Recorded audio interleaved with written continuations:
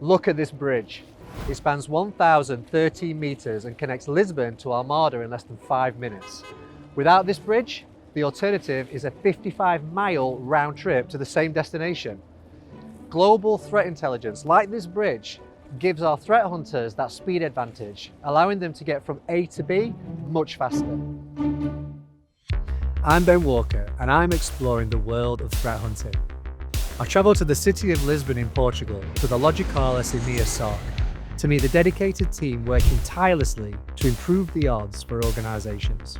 Now, in this episode, we'll focus on speed and how utilising threat intelligence reports can give the threat hunting team the advantage to act quickly to protect customers' data.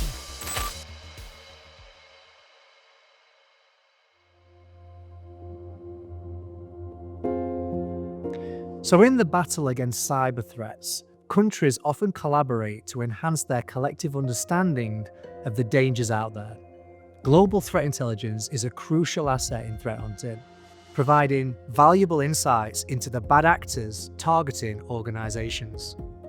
The cybersecurity community are very open to sharing. We're all on the same side. So the threat intelligence we get is significant and very helpful. It really shortens the time we take to find out malicious activity. It's like having a light focusing on that indicator and saying this should be looked into. Now, when you take that threat research and you enhance it that little bit more and you go, this group is known to exploit this type of industry, that then becomes really quite useful from a threat hunting point of view, because you can go, well, these are my customers, this is the industry they're in, this is the intel what relates to that threat. Let's just run a search and make sure we're clean. So the importance of threat intelligence is evident, but I was curious to learn how the team apply this in practice. Do they have any recent examples of using threat intelligence to protect customers? So we had one this year where you would have multiple agencies, FBI and NSA, some others from Australia, from the UK working together, and they basically identified a malicious state-sponsored actor. And it's quite detailed, and it was to do with a botnet attack. It'd been around for a while and built the amount of bots they've got as part of their bot network. So there's over 260,000 bots they had available or found. The Joint Cybersecurity Advisory described this botnet infrastructure as a network of devices known as bots, which are infected with a type of malware that provides threat actors with unauthorized remote access. The report goes on to describe these bots as IoT devices such as webcams, DVRs, IP cameras, running Linux-based operating systems. Now, this is the most important part.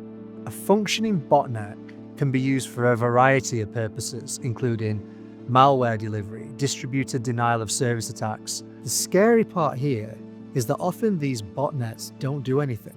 You yourself may have one of these devices, and it's likely you would never know until it was time to strike. So you can massively cost the company money just by targeting. And that could be all they're after. They might not be trying to get in, they're just financially impacting. That's the other side, is what's the hard bit of cybersecurity and threat hunting, is understanding why would someone do this? What's their motivation? What are they targeting? Why are they targeting? Why have they built this? So now the team have access to this threat intelligence. I was eager to discover how they actually use it in practice. So basically the joint advisory there handled a PDF with all that was happening, the kind of devices that were affected, all of the indicators, and we took what we needed from there. So then that's where we design that custom code, what we then go and run the hunt in the customer's environment looking for. Basically used that across all the customers to see if anything was matching those indicators. What was the conclusion? Did we manage to find anything? Obviously we saw hits, but most of that was on things like the firewalls, but they were blocked. We can still take away from that to go, we had attempts. These were the attempts, these were the countries, this was the time period.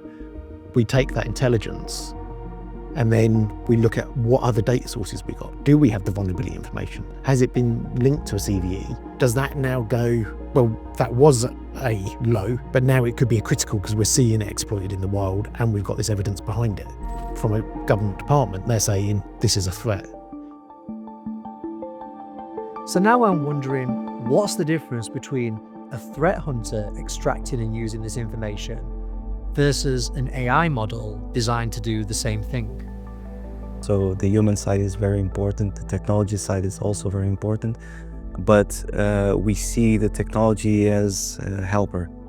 Yes, I could have a piece of code, but some people would call it AI these days, to look through that PDF and extract information.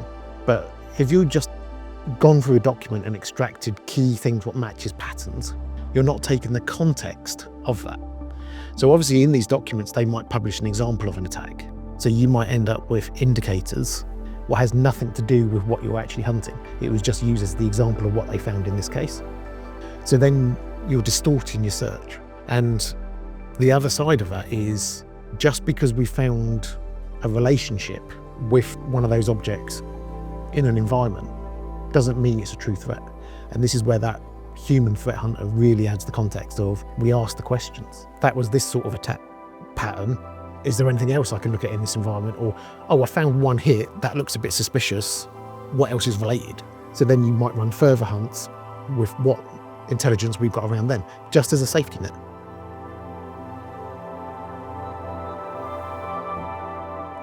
In a cyber world where every second counts, threat intelligence is crucial for speeding up threat hunts and closing the gap with bad actors. But threat intelligence needs action. It can't just be words on a page.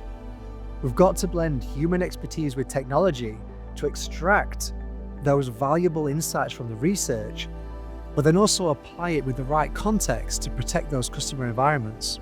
Finally, and probably most important of all, I learned that we've got to remember that this information is in the public domain. The bad actors know what we know, creating a constantly shifting battlefield. So how do we address that? How do we hide threat intelligence? How do we conceal it? And how do the threat hunters outsmart the bad actors at their own game? Join me in future episodes as we continue to demystify threat hunting and explore real cases in action.